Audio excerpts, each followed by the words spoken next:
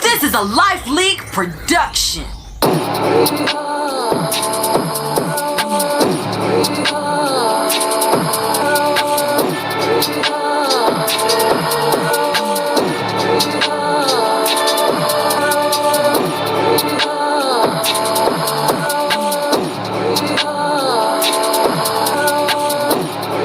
Oh, Life League gonna be at the game? I gotta turn up.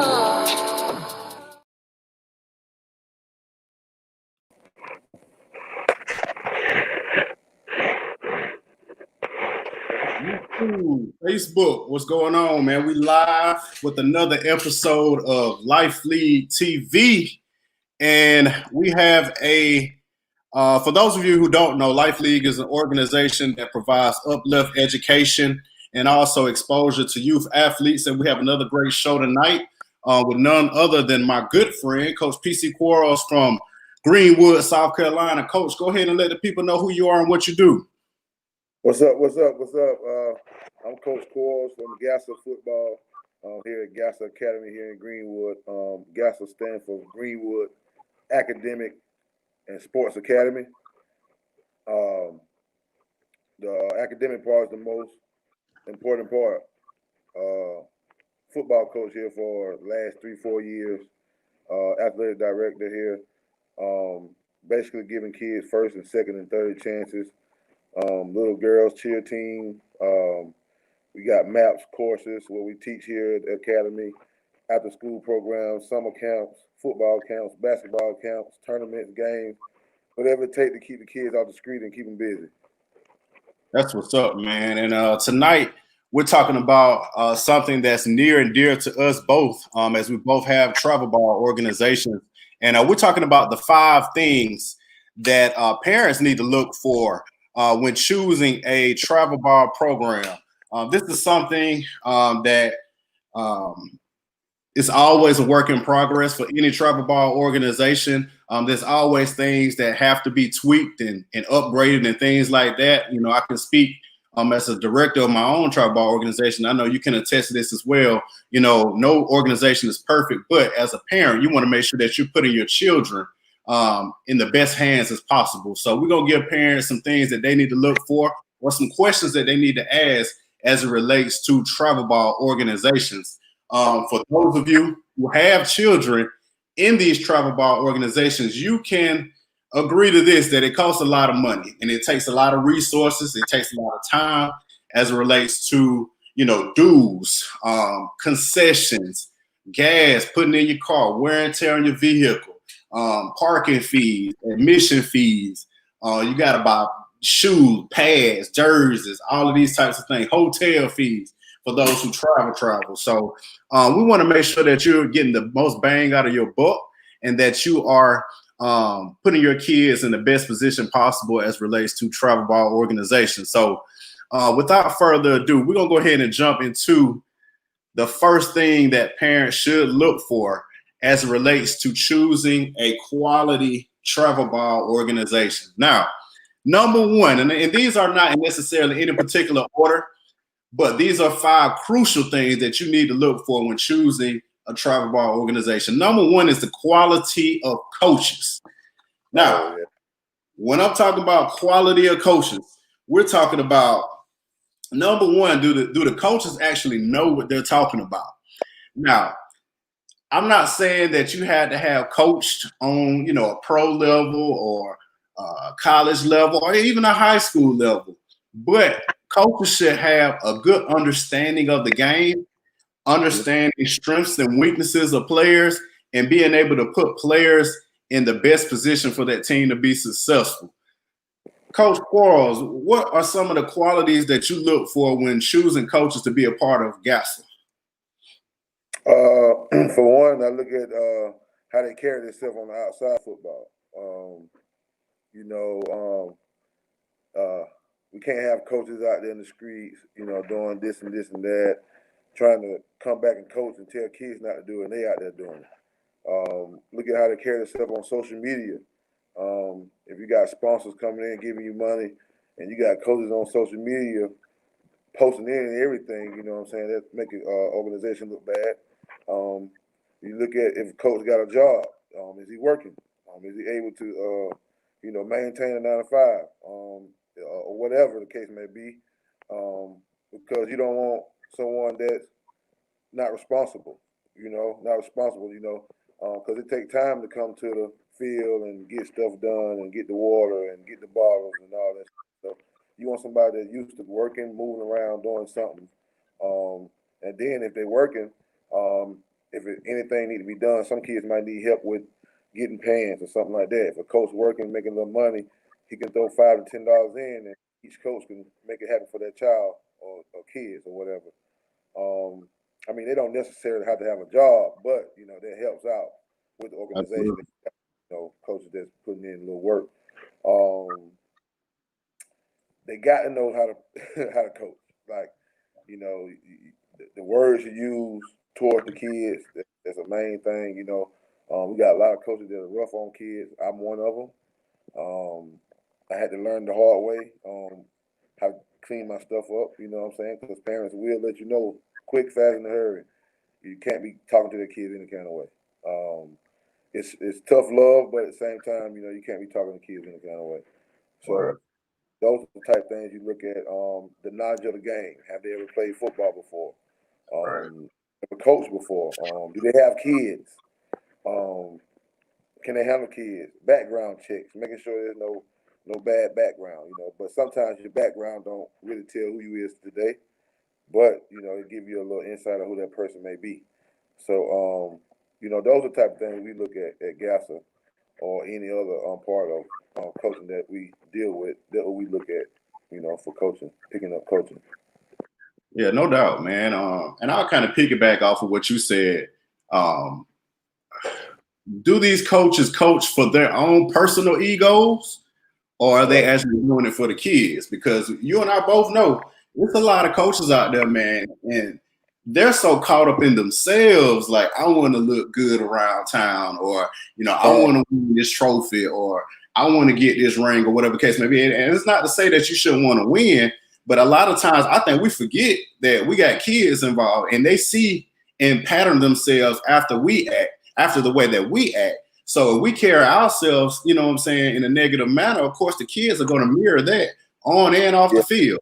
So you got to have quality guys and ladies that's a part of your program, because if not, then basketball and football kind of go out the window, and then you start seeing these other types of behaviors come into play. You say, well, dang, I don't know why Johnny acting that way, or I don't know why he getting a technical foul, or he getting an unnecessary penalty in the game that didn't cost you 15 yards. It's because he or she looking at what you do. You know what I'm saying? Right. They pattern their behavior after you. So if you got people a part of your organization, they get caught up in going back and forth with other coaches and this, that, and the third.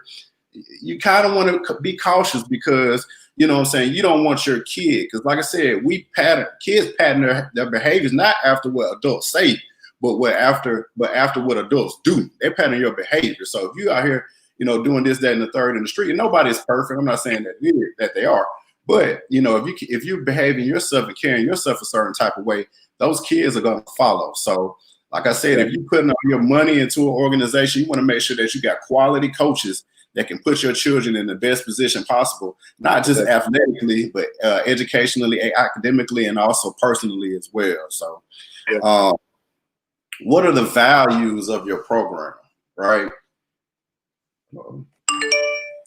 Are we still here? Yeah, I'm here. Here. All right. What are the value? What does your program value at the end of the day? You know what I'm saying? Are y'all just concerned about winning, or y'all concerned about building up young people and showing them how sports relate to everything in life? And as a parent, you want to know who you're putting your children around at the end of the day. So having quality coaches is definitely something that you should look for when choosing a travel ball organization. So we're going to transition into number 2, which is organization. This is huge. Like I said, most organizations, they struggle in this area, because you're working with so many different teams and coaches and parents, and it's hard sometimes to get everybody on the same page. I know y'all got 12U, 10U, 8U. So that's 3 different teams that probably got how many players? At least 20 players on them or close to it. And then you got to be able to communicate, when practices are, when is the game going to be? If we got to book a hotel, how far in advance, what hotel we going to be at? What comes with, the dues, who's in charge of making sure that, parents are giving receipts for the dues and what the dues, like all of that is very important, because if you're with an organization that's taking your money and you're not getting what you paid for, that shows you that there's a lack of communication somewhere, a lack of organization somewhere. I know for me personally, anybody who pays money to Life League Travel Ball, I put it into a spreadsheet, and that way I can show, all the parents who want to see it, coaches, whoever the case may be, this is what came in, this is who paid it, this is what went out, be it that tournament fees, uniforms, travel jerseys, food, whatever the case may be. And if you can't necessarily show parents, because you know how people are about their money, they fun about their money now, what you should be, but you can't show where that money is going at the end of the day, you're gonna have some problems, man. So what are some of the things that you guys do at GASA in order to make sure that you have organization within your program? Oh yeah, organization is the main thing. It's hard, like you said, it's hard to be nice. I'm still here, GASA, working on being organized. Make sure we're as transparent as possible when it comes down to the funds and stuff like that. Because it takes money to run organization. You got to have some kind of funds to make it run. As long as that kid or parents or the family gets what they put their money in for, that's it's just like customer service. They're paying for a product. They need to get the right stuff. They need to get it at an ample amount of time possible. What we do now, been running GASA like 2.5, 3 years now. But what we do now is got different people in different sections. We got somebody take care. I take care of that, and at the end of the day, we come together and make sure we all on the same page. So communication is the main. Communicating with your team, communicating with your coach, trickle downs to your parents. Right now, we come back travel ball for the second year. We missed last year, but we come and we got people on post for every little thing. We got our own store. That way, if anything goes wrong, they can contact that online store. They don't have to hand no coaches or no directors money hand to hand. So that cut out the hand to hand money transaction. That way, can't nobody say I gave Coach Quarles $75 and he put it in his pocket and went and bought a burger or something with it or whatever, and I didn't get my uniform. So we want to make sure everybody's money is accounted for. When you have fundraisers, making sure that you got a purpose for the fundraiser, and being transparent on what you make at a fundraiser, what you're going to do with those funds, to put back in the organization. So, you got to be organized. And we're not all the way organized yet. I'm not going to act like we all this on organization, but we are getting there. We got a lot of stuff coming in. We got a lot of stuff going out. So we're working on that right now. We be more organized. So they're going to be our number one priority for the next 5 to 6 months or 4 months we have in 2020. Yeah, no doubt, man. And I know a big thing too that can help an organization, man, is having good team moms. Oh yeah. Them team moms, and most women, they be on it. They way more organized as men. We'll get stuff and then forget who gave us the money and this and third, because we so hard coaching. If you're a good team mom, you say, hey, I want you to make sure all dues payments go to team mom so and so, and she'll be good with documenting who gave her what and things of that nature. Also, man, what I also started doing was, of course, using Cash App. That way, people can say, hey, I gave you X amount of dollars, I got the Cash App receipt, things of that nature. We use something called Insta-Team as well, and that's just like a platform where you can text all of your players. You can schedule practices. You can put on the calendar tournaments, where we're going to be, what hotel we're going to be staying at, things of that nature. So Insta-Team is a great app that coaches and team administrators and things like that can use in order to make sure that you got a clear line of communication from parents to coaches and vice versa, and also to players. So number 2 is program organization. If that organization is not organized, and of course nothing's going to be perfect, but if they have a problem with relaying information to the parents and to the players, let's just say, a tournament get canceled or practice get canceled, do they have a way quickly that they can notify everyone, as opposed to them, going up to the practice gym or the practice field or whatever the case may be, and they didn't know because the text didn't get to them or whatever the case may be. So make sure, parents, that you are looking for organizations that are organized and that they handle business as it relates to relaying information, monies, things of that nature, which leads us to our third topic. And people, when you come in, make sure that you like the video, share, subscribe to Life Lead on YouTube, and also click that notification bell so that you can know when we go live and when we're going to be having these broadcasts. All right, that leads us to number 3, pricing and sponsorships. Now, this is very important. Be clear, travel ball is a business. And when I say it's a business, I'm saying it because not necessarily for the organization in itself, because most times you just got volunteer guys and volunteer people that's getting these teams together and practicing and putting out a good product on the court, field, track, whatever the case may be. But overall, travel ball is a $1 billion business, all right, as it relates to tournament fees. Like I said before, gas, concession, you got somebody at the door. If you want a highlight reel, guess what? You can pay this other person $20, $30, $40, $50 in order to get you a highlight reel. It's a lot of money that goes into it. Tournament fees alone, you're talking about $250, $300, $450 per tournament. You know what I'm saying? I know baseball is a lot more expensive. It can go $500, $600 per tournament. So understand that it's a business, number one. Overall, it's going to cost you money, thousands of dollars, all right? Especially if you got your kids playing in multiple sports. So are you being charged over, right, the amount that it's going to cost you to be on a good quality travel ball program? There have been situations where I've heard parents say, I had to pay $1,000, right, for my kid to play on a basketball team. They played in 5 tournaments.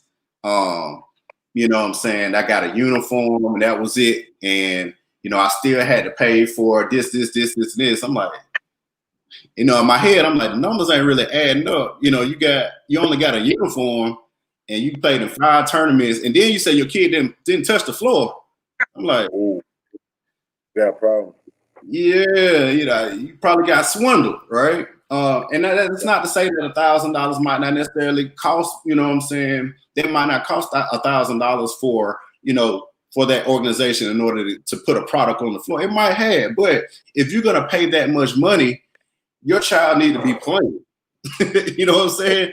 I'm not putting all this money and my child not even getting on the court or on the field. So, you have to look at, how much is it really going to cost me on average? Some are more expensive than others, right? Some teams, they offer this, that, and the third. They got Nike uniforms. They aren't sponsored by Nike or Adidas or Under Armour, but they pay more just to look better or whatever the case may be. There are expenses. You do have gyms and practice fields that you might have to pay for. There are tournament fees, you know what I'm saying? So there are expenses that the organization has to pay. So you're going to have to pay some money. But you want to make sure that you're not overly paying and not getting what you're supposed to get in return. So I say that to say this. When you first meet with an organization, you ask the coach or the director and say, okay, how much is it going to cost me for my child to be a part of this program if they are so able to make the team? And they should be able to say, ma'am, or sir, it's going to cost you X amount of dollars, and it's going to include 1, 2, 3, 4, 5, 6, 7. All right. Now, if they tell you it's going to cost you $1,000 and they can't tell you exactly what you're going to get for your $1,000, you probably want to stay away from. All right. Another thing, if it's free, you want to be careful with that as well, because you get what you pay for a lot of times. Yeah. So and I'm not saying that free is a bad thing, but they might have sponsors, right, that can do certain things to make sure that kids that don't have the money are able to get in at a cheap price. I'm not saying that free is bad, but if they're not generating any revenue, a lot of times the organization is going to kind of be a little bit off, because they don't have the money in order to cover the basic necessities that it takes in order to run an organization. So, if they don't have that cover, it might be another athlete or whoever is sponsoring that organization. That's fine. But if they say, hey, we're not going to charge you anything, just come, and you don't have to pay nothing at all, you might want to look like, I don't know, you know what I'm saying? Unless they got a good track record, you want to kind of be wary of those types of situations. And last thing before I pitch it over to Coach, you have a lot of organizations that say they are sponsored, right? I'm Under Armour sponsor, or Nike, or Adidas, or whatever the case may be. If they say they are sponsored, right, then it could be, partial sponsorship or whatever the case may be. But if they say that, Adidas, they cover all of our expenses, this, that, and the third, and they still ask you for $800 or $1,000, then somebody lying, right? Or somebody put some money in their pocket. Let's just keep it 100 right now. So you do have a lot of organizations that say, well, we sponsored by Adidas or this, that, and the third, but we still need you to kick in for this, and that. I don't know everybody's situation, but most times if a travel ball organization is sponsored, right, they cover that, all of their expenses should be mostly covered. So, you shouldn't have to pay a large sum of money. If your kid is good enough to make that team, 9 times out of 10, you shouldn't necessarily have to pay a whole lot of money, because the team has already been sponsored for their basic fees. So, Coach, I'm going to go ahead and let you to chime in on that as well. Yeah, we try to here at GASA, we try not to charge a big fee for registration. This year we didn't charge a fee at all, because of the COVID. A lot of people trying to get back on their feet and stuff like that. And we decided, like, kind of late, that we was going to do travel ball season. So our main thing was to make sure that the parents won't have to kick out a big registration, and then have to end up kicking out for uniforms and stuff like that, because here at GASA, we want to look good. We want to look good and make us play good, and if we look good, we're going to play good. I feel like that. So you don't want to go out and get $10 jerseys and just put a stamp on it. You know what I'm saying? But you want to look good. So a good uniform for a good price, and it's good, you can run with that. Then you can tell the parents, okay, the uniforms is $100 or $75. You don't have to pay a registration fee. You just get your uniform. And a lot of parents like that. They're paying for a uniform that their child will have forever. You know what I'm saying? Uniforms and use them for the next year, which would be good if we did that. Because we have in-house uniforms and stuff like that, and that's what we're working on now. For next season, to have in-house uniforms. That way, we'll have them already in-house, and then we'll just probably do registration. That way, when you pay your registration, you get uniforms and T-shirts and your under stuff, or whatever the case may be. So basically, you just want to see what type parents you have, what crowd you have, because some parents are working, some parents got it, some parents don't got it. And by us being a nonprofit, we can reach out to different people, get donations, get sponsorship, do fundraisers, stuff like that. So, whatever it takes for that child to get on that field, whatever it takes for that child to get in that classroom, and be successful, we got to do it. We got to sell hot dog places, we got to wash cars, whatever the Johnny need to get it. We can't save everybody, but we got to try our best as an organization to, help out the parents that need it, that's financially burdened and stuff like that. And again, that comes back to having coaches with a 9 to 5, because again, you can put in $10 here. If you got 12 coaches, and each coach can give $100, that's a start. You know what I'm saying? You know, if you got coaches that got a good job, or may have a little money that they can pitch in and help out with kids that need help, that'll be great. Some parents have it. They got stuff that's brand new that their son don't even use no more. They donate equipment to the organization. It's just a whole lot of stuff you can do to not have a high registration fee. Any organization can set their price at any rate. I mean, they can go up, they can go down. So you can't really argue with them.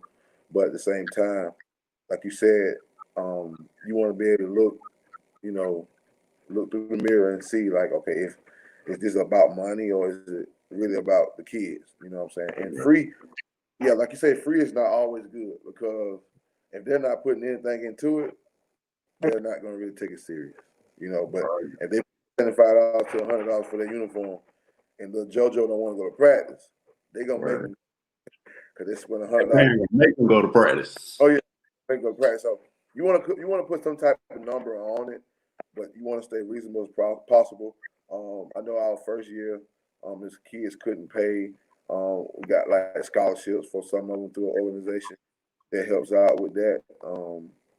Like you said, it take a village. Whatever it takes to get that child on that field or get that child in that classroom to be successful. As a nonprofit organization, you got to do what you got to do. No doubt, man. And I want to be clear when I say free, I'm not saying that free is a bad thing, but like you said, people don't take stuff serious when they get it for free. So, if they don't have any skin in the game, guess what? You're going to have people that'll show up one week and then y'all lose a game and then they get mad and they just leave and they go to another organization. But, you know what I'm saying? If they got to put some skin in the game, they're going to value it a little bit more because they know they paid money for it. So, Right. And I'll say this too, Coach. You have some organizations that will bring in, and this is something that I'm not saying that, I know it's organizations that's close to me that do this, but I'm not a big fan of having a certain group of my kids that pay a registration fee or whatever the fee is to play on that team. And then I go out and find another kid from somewhere else and bring him in and let him play for free and then give him a lot of playing time over the folks that's already a part of my program that didn't pay their money. Now I got them looking at me crazy because they say, oh, who this kid is and why he playing with us this weekend, right, in order to win this tournament, and he ain't paid a dime. Whereas my child had to pay $400, $500, $600, and this kid get to come in for free and get all the playing time. Like, I'm not a big fan of that. I think that, if you're going to pick a team, you need to roll with the guys that you have. Not saying that it's a bad thing for guys to, click up with other teams for a specific purpose, then absolutely, yes. But if you got a ride or die group of guys that have been with you, then practice with you, then been with you the whole time, I feel like you need to ride with the guys that you came with as opposed to trying to find other guys outside of your particular core group. And, what I'm saying, let that kid come for free without them having any skin in the game, but you're going to charge all the rest of the people that's a part of your organization. I don't think that's fair, and I can't really ride like that. I understand.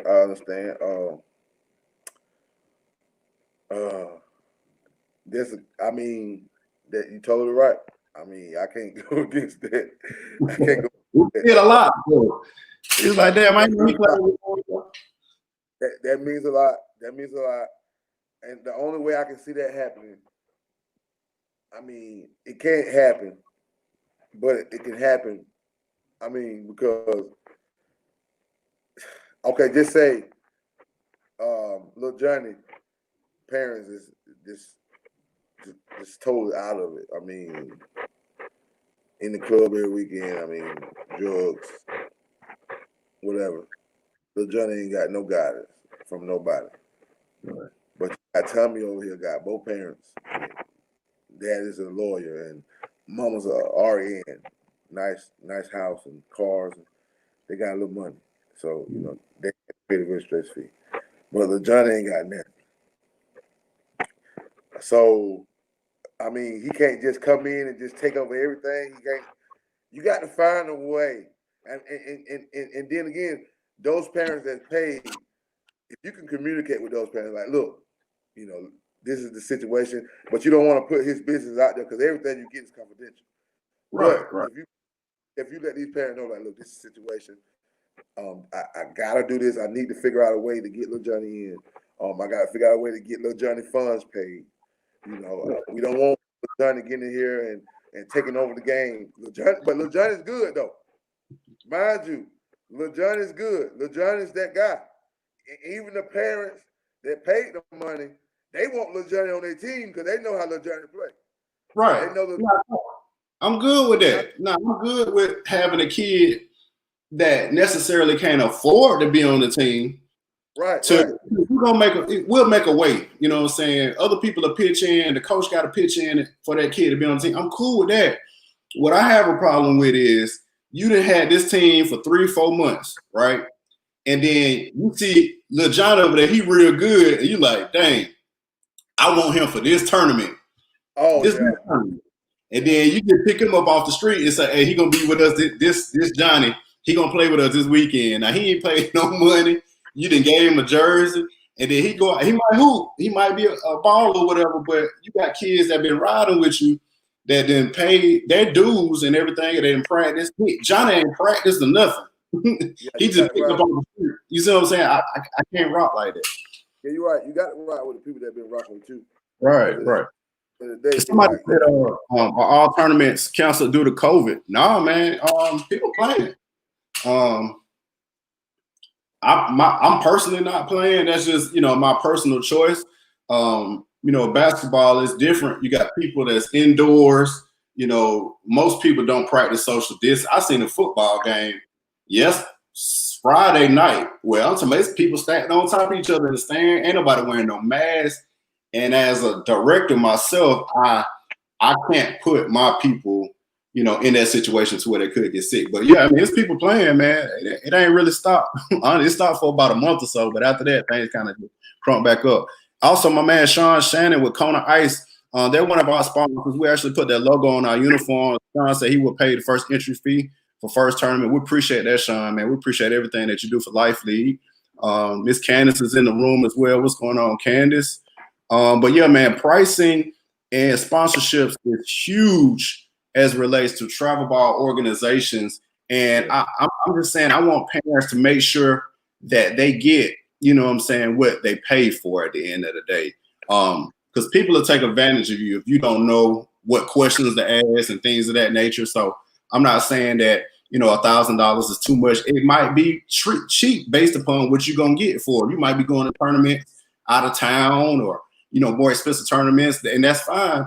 But you want to make sure that you get what you're paying for and that you're not necessarily paying a huge amount of money. Your child is not getting better. They're not developing. They're not even getting in the game. So that's when I say make sure that you're getting what you paid for as it relates to pricing and sponsorship. So we're discussing the 5 things to look for when choosing a travel ball program. When you come in the room, make sure that you like the video, share, subscribe, drop a comment. We'll pull it up on the screen and we'll discuss it. We're here with Coach PC Quarles from the GASA Raptors in Greenwood, South Carolina. All right, let's run into number 4. The quality of leagues and or tournaments is very important. And I say that because of this. If you playing in circuits and in tournaments and leagues and your child's team is winning by 50 points a game, they are not getting better. They just out there. And the coaches know what circuits and what tournaments to go to where the competition ain't going to be as good. And I'm going to stack up my tournament schedule to where I know we just going to run through everybody so that I can say, hey, we won 10 trophies, 10 rings, national tournament.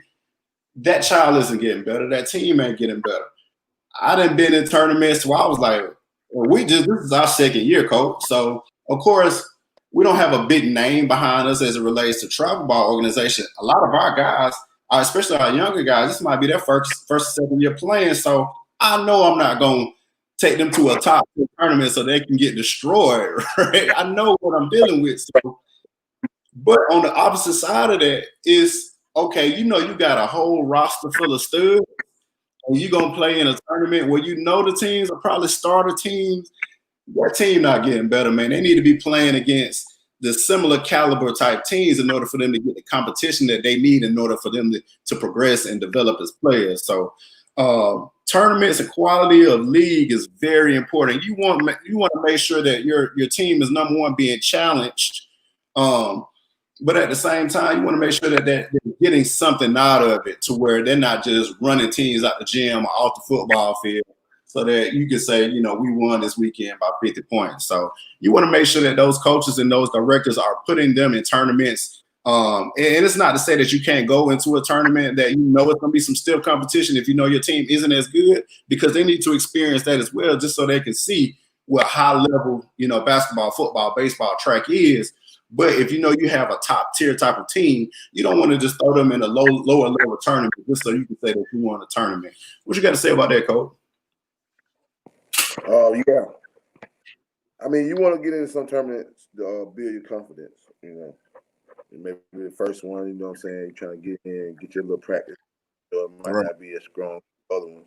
That's cool, but you want to make sure you get in some tournament where you can get your name out there by playing a top tier organization, like Life League or RBE here in down here. We got other leagues down here that's good, that's ranked in the state. So you know you want to be able to get into those tournaments where you can get your name out there, and then the kid is facing another guy that's just as good as him. That way he can take some of what he learned from him back to the field another time. You know, they learn from each other. So, you know, you wanna play in a top tier bracket. The leagues out here are different. You got AAU, you got Pop One, you got SCF, YFL, all kinds. You got all kinds of stuff. So you try to look at the teams that's in the league, and you know, look at the organization of the league, and try to go from there to see is it worth getting in, quality of the league. You know what I'm saying? So you want to play good teams. You just don't want to beat everybody. I mean, if you beat everybody in a good league, that's cool. But getting in the water league and trying to beat everybody, that ain't cool. You're not getting better like that. Right. And another thing too, man, you want to make sure that, and this is tough too, the type of tournaments and circuits that you're playing in, you know, they're organized themselves. There are some that might have this horrible officiating. Of course, every tournament gonna have bad officials or officials that make missed calls and things like that. That's just come with the territory. But you want to make sure that, you know, you're in a situation where they have decent facilities. If it's basketball, they just don't have one referee for the game trying to cover it. You just see that sometimes. Like, dang, we paid all this money for a tournament fee. You only got one referee for the game. Like, come on, man. Uncle Joe refereeing. Got Uncle Joe out there refereeing. Yeah, that's major, man, because, you know, that's where you start seeing fights break out and stuff like that, because they can't control the gym. And a lot of people don't understand, or the football field, whatever the case may be, that referee is supposed to, or that umpire or official, they're supposed to be control over the entire atmosphere. That includes parents, fans, players, coaches, the people at the door, whatever the case may be. So if you're paying a lot of money for a tournament and you're not even getting quality, you know what I'm saying, scheduling officials, things of that nature, you might want to reconsider that particular organization, because at the end of the day, we want to see these kids develop and help them get to the next level. And that's where I'm not a big fan of travel ball, because it has turned into a business. And we know these kids want to play. At the end of the day, they want to compete. But a lot of times money overshadows, you know, what's best for the kids, because we got to turn a profit at the end of the day. So you might, you know, see $1 million on teams in this small jam-packed tournament. They ain't got but one gym or two gyms, and they playing games from 8 a.m. in the morning to 10 o'clock at night. And you're trying to figure out, okay, how we going to play? You got all these different teams. They stacked up on top of each other in the gym trying to figure. So you want to make sure that coach put those teams in the best position possible. Let's see, we got another question. Cool Head said, what helps recruiting exposure best, playing for high schools or travel teams? I would say both. We live in a situation now where travel ball is very important to exposure to high school athletes. And I would say this, making sure that your players are playing or that your children are playing in the right tournaments where you know they're going to get good exposure, because all tournaments aren't created equal. And a lot of people will take your money, and it might not be a coach in the stands or watching virtually or whatever the case may be. So you got to go with trusted organizations and trusted tournaments or circuits to where you know that, hey, if my kid plays in this tournament, he's going to get some exposure. So do your research. And of course, that player has to perform in high school as well. It's a different. I'm just speaking, Coach. You can speak on football. I'm gonna speak on from a basketball perspective. A travel ball game is totally different from a high school game as it relates to the flow of the game, being able to run half court sets, being able to execute in a half court offense. So it's not like running gun with AAU where we're gonna lay the ball up and press the whole game and just try to score as many points as we can. You're pretty much just showing your athleticism and your ability to make shots, play defense, at this, that, and the third. But when you're talking about high school basketball, you're talking about real basketball. So, well, okay, you're going to have to be up, right? You're actually going to have to play half-court defense. You're going to have to actually slow the game down against certain teams. You didn't watch this team on tape, right, to where you know their tendencies and things in that nature. You got to actually come up with a game plan in order to beat that team for that particular week, as opposed to a travel ball. It's pretty much, you don't know who's going to be playing on that team that particular week, so you just got to go out there and play your game. So I would say both, but as it relates to travel ball, you have to make sure that your kids are in a quality organization that's going to develop them. That's going to lead us to our next point, but also making sure that they're going to tournaments that are actually going to provide that exposure to college coaches and things of that nature. Coach, can you speak on it from a football perspective? Because football and basketball are totally different when it comes to it's totally different. Travel ball for football, it kind of get that spotlight on that player at a young age, you know, because like now we got Life League coming down doing highlights and stuff like that. So now they can go on YouTube and click Raptors, and now you can see our highlights. So you have people that are following Little Johnny from 12 all the way up to 18. Then you might have a big brother already in high school, and you got a little brother that's playing 12U travel ball for GASA, and your brother your big brother's good, and he's getting recruited by a D1 school, and you show your little brother highlights. There you go. He's on the spotlight already at 12 years old. I hear stories about 13 and 14-year-old getting scholarships offers already at 8th grade. So make sure you're in these quality tournaments. There's a lot of tournaments out here just for the kick. You know, they make a lot of money on tournaments, you know, but that's cool. You know, that's how you run your business. But at the same time, you want to have teams that going to bring the scouts out, or who going to bring the Life League type people out to highlight the games and put it on YouTube and stuff like that. So, you know, it's different in football than basketball. You know, basketball, you can play more games. You know, football, you have to worry about concussions and all that stuff, your body getting beat up and stuff like that. So you don't want to be playing a whole lot of football like you would basketball. So football, you get 12, 13, 14 games, and then you're out for another 6 months or whatever. Basketball, you can play all year round, really. Basically, right. You know. So football, you got to go in hard, you know, get your name out there. You got to promote yourself. Huddle, you got Huddle now, stuff like that. To help you get recruited. I know with GASA, we didn't have Huddle for the first 2 years. We're working on Huddle now for this year. But we still got a kid in the D1 program, Mark Curry. He got the Gardner Webb as a walk-on. Matter of fact, some of the highlights that Life League did for me my first year, I was able to use those highlights to email the guy to give him a pick on how he played and invite him to walk on. So, you know, he won't do anything this year. He'll start in January. He's conditioning. He's on campus. He got a football player as a roommate. You know, he had a D1 program. He came from GASA. You know, so, you know, it don't take a whole lot of stuff to get recruited. If you're good, they will find you. I believe in that. If you're good, they will find you. No matter you go to a 1A school, 2A, 3A, 4A, 5A, academy, whatever. So, you know, you got to promote yourself. You got a lot of parents taking kids to these top camps, and they're getting recruited, getting stars from going to camp.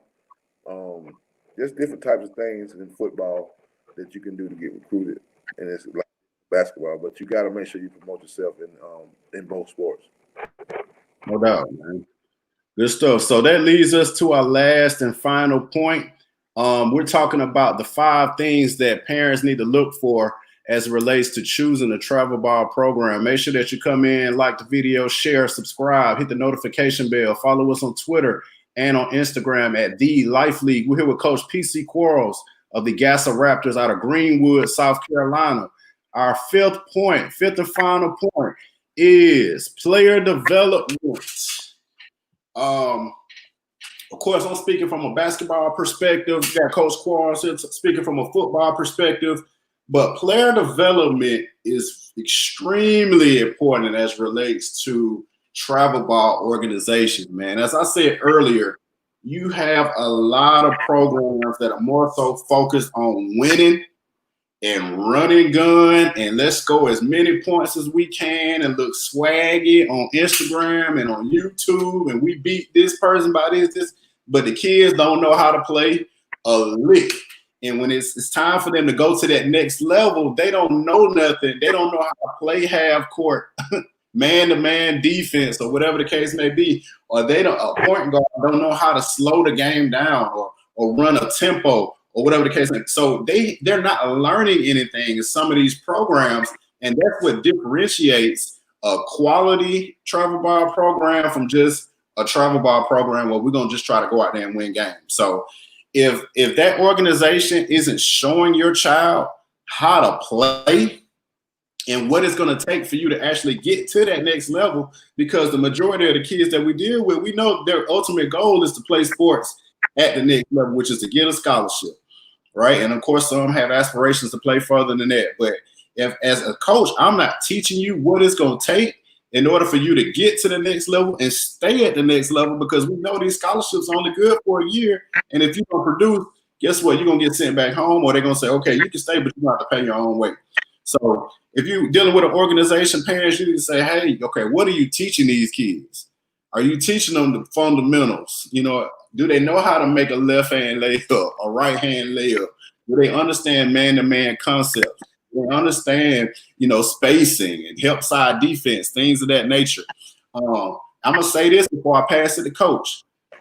Parents, sometimes your kid is not ready for travel ball. They need to be working on their game. They need to be in the gym somewhere or with a coach that can actually show them the proper fundamentals, because, once you get to travel, it's serious. Like, between players and parents and coaches, and it gets serious. And if you get out there and don't know what you're doing, you're going to get yanked, and then you're going to be upset because your kid ain't playing when he or she wasn't ready to be playing travel ball in the first place. If they barely get in the game and do good at rec, they probably don't need to be playing travel ball. They need to be in the gym working on their game. So development is very important, man. Coach, what you got to say about development? Well, you're right about that, because travel ball is a whole different monster. You're playing against teams that hand-picking teams. You got guys going out of town recruiting. I mean, that's all in the game. It's all part of travel. You're gonna have recruiting. You're gonna have people recruit outside of their town. If you can recruit outside of town, that speaks volumes on your organization as well. Because if a person from 15 to 20 miles, 30 miles away reach out to you and want to join your organization, that means you're doing something right. Or their town just ain't got no football. But if they reach out to you, that means you're doing something right as an organization. Last year, I didn't do travel football. I kind of took a step back and just kind of, had to check myself, because, like, again, travel football seems to get more about the coaches, more about the rankings, more about the parents, more about social media. And I had to really step back, and come down off a 3-state championship high. 6U, 8U, and 10U. Our very first year doing travel ball as a season. We always did travel ball at the end of our Parks and Rec season, starting when I was like 24, 25 years old. We would play Parks and Rec at the end of the season. I would recruit the kids that we played against. I would find little Mike from McCormick, or I might find little JoJo from 96 and a couple of them from Greenwood. We'll put them together and we're going to ride to Atlanta, Georgia on the weekends. We're going to play some football in quality tournaments. And those kids developed. And the very next year, they were stars. And then after that, they went to middle schools and were stars. And then they went to high school and were stars. Now, most of them playing D1 ball. Some playing D2, D3 ball, JUCO ball. So we've been doing the travel ball concept. But once we got into like the season in 2018, it took off. It took off. We had kids that never played football before get better. And then once I went back to Parks and Rec last year, oh man, it was a different monster because I'm coming from off of, like I say, a 3-state championship high from the Raptors in 2018 to now going to get kids that had never played contact football. They played flag. You know what I'm saying? You got parents coming to me like, Coach, I hear a lot of stuff about you. I hear you hard on the kids. My son played flag football. He's never hit before. I'm kind of concerned that he's not going to be ready. And you have to look at that parent and give me your 100% guarantee that you're going to get that child ready. And if you can't get that child ready, it's a problem as a coach.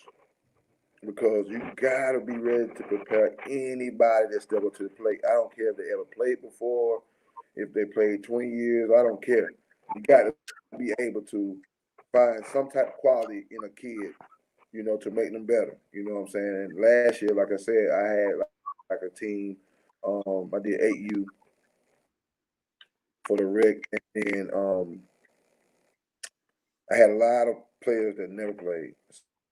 So we went in 3 second round of playoffs, got put out, and the kids was hitting that had never played before. You got parents walking up to me like, I can't believe little Johnny is hitting like this. He's never played contact, but he's hitting.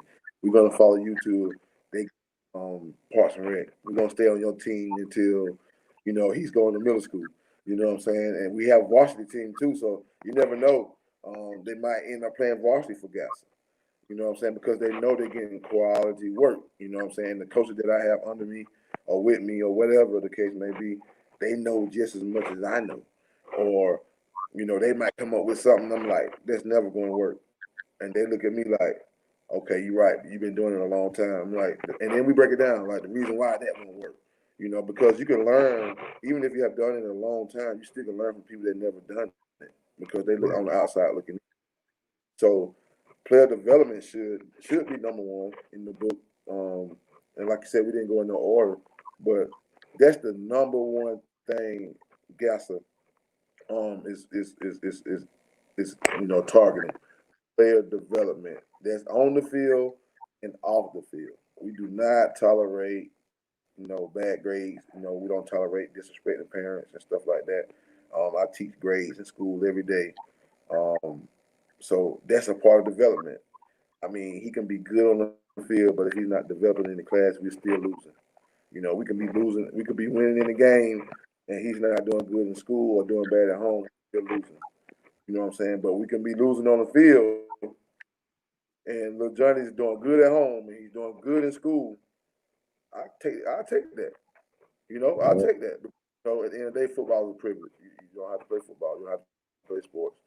But you got to get your education. You got to respect your parents. So that's the main thing we look for development is development at home. Development at school. How they doing at school, how they act at home. What they do at home. Just different stuff. And if you can get those two things right, home and school, football will fall in place. I mean, because if they can pay attention in school, they can pay attention at home. Had never played football before, but they pay attention. I can teach them. I can get it out of them. I ain't gonna say they're gonna be a 5-star athlete. I'm not gonna say I'm gonna make them go to the pros, but I can teach them basic fundamentals for the game and outside of the game. So yeah, player development is number one in GASA book. We got one last question from Cool Head. He states, do travel teams have a personal coach that contact colleges for their players. If you have a player or athlete or a child that's playing for an organization, that organization should be doing as much as they can, or have certain people that are getting film on those players and reaching out and making sure that they are being able to perform in front of coaches. And I'm speaking, of course, from a basketball perspective. Of course, at a high school, you got football players. You need to have as much film. And I'm glad you asked this question. That's where our episode is going to be at the end of next week, how to put together a good highlight reel. But yes, most definitely, you need to have your child with an organization that has people involved with it that are going to expose that child to college coaches to try to get him or her recruited to the next level. If not, then you just playing just to be playing. And you see that sometimes. So, it's always good to have somebody there that has connections that can pick up a phone and say, hey, you need to come check this kid out. Or, coach, I'm about to send you some film on this kid. I know you like this type of style of player, that's scrappy or whatever the case may be. I'm going to shoot you a video of this kid, man. Just check him out. So networking is very important, man. Having good relationships with people is very important.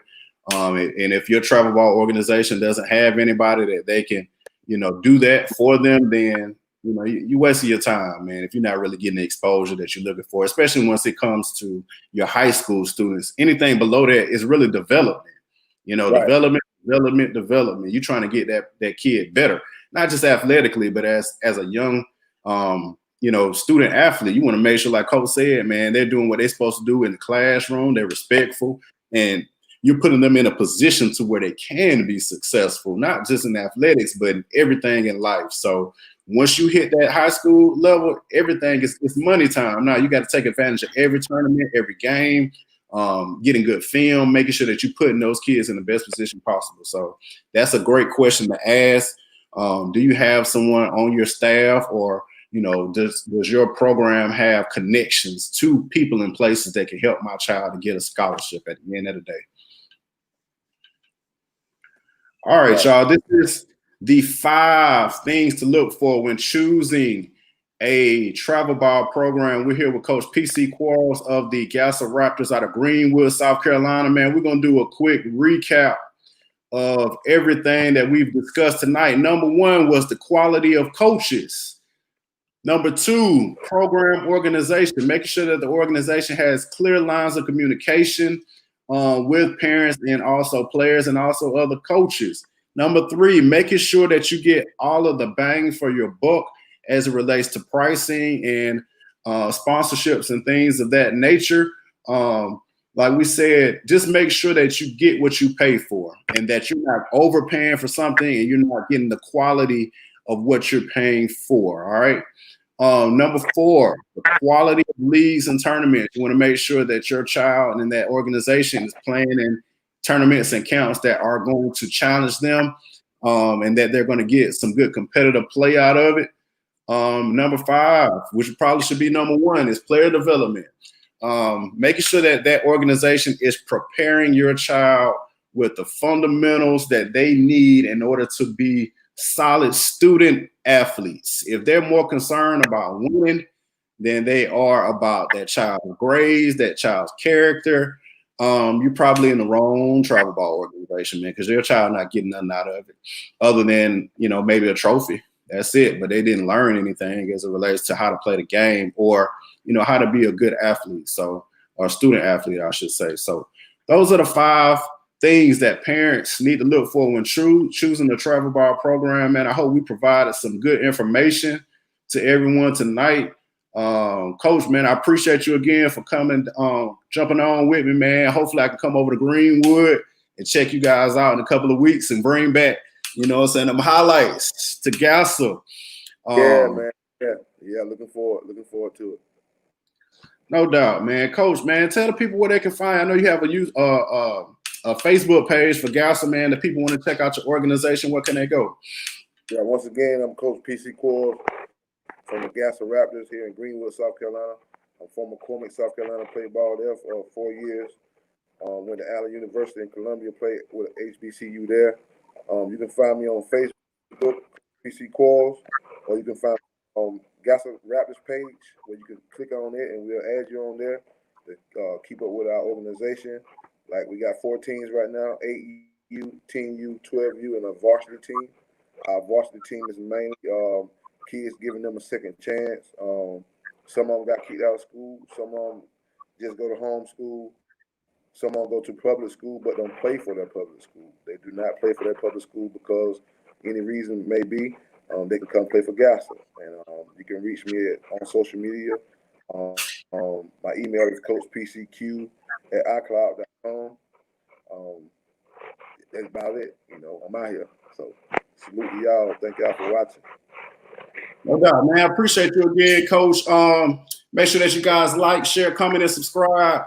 And follow us on Twitter and on Instagram at The Life League. And also you can find us on Facebook at Life League.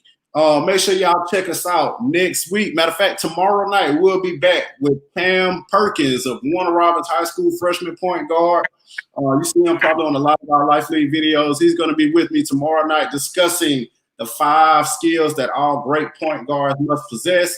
And then later on next week, we're going to be talking about the 5 ways that you can improve your highlight reel. So we appreciate y'all for tuning in tonight, and we'll see you guys tomorrow night. All right? Peace. All right. This is a Life League production.